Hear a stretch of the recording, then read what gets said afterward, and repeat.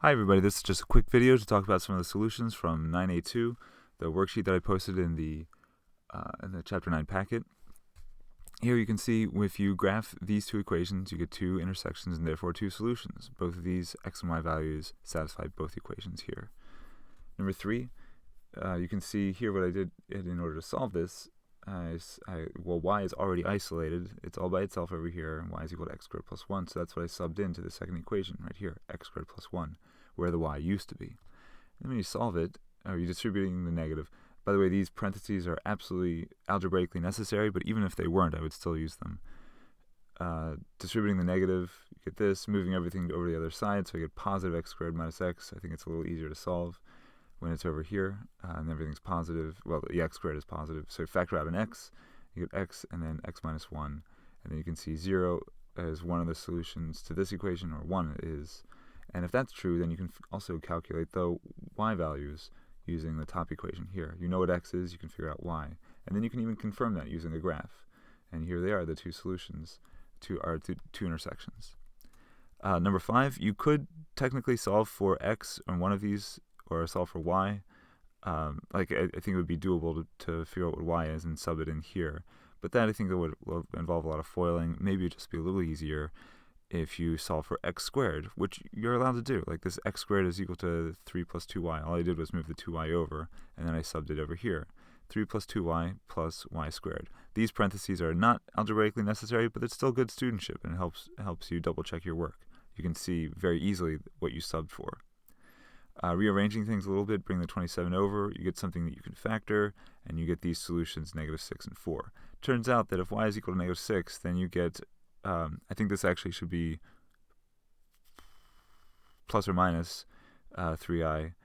In any case, we're not worried about imaginary solutions in this kind of a setting. Typically, when we're doing these kinds of things, this is in the line of,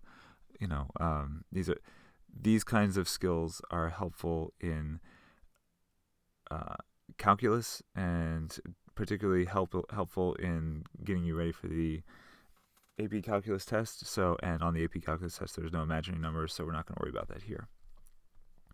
Y equals 4, so this is the one that you can use. And if y equals equal to 4, then x has two different solutions, plus or minus square root of 11, which you can see get graphed right here.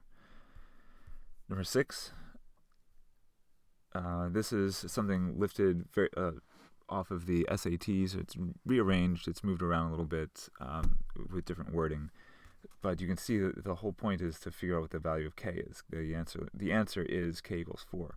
We want to know what value of k will create just one solution. You can figure that out using a graph if you want, although it's a bit more difficult. I think it's easier and more straightforward to use it algebraically. Y is already solved for here, so y is equal to 2x minus k. You plug it in right here, and you get this quadratic equation, which you can't really factor because you don't know what k is. But you do know what the discriminant is.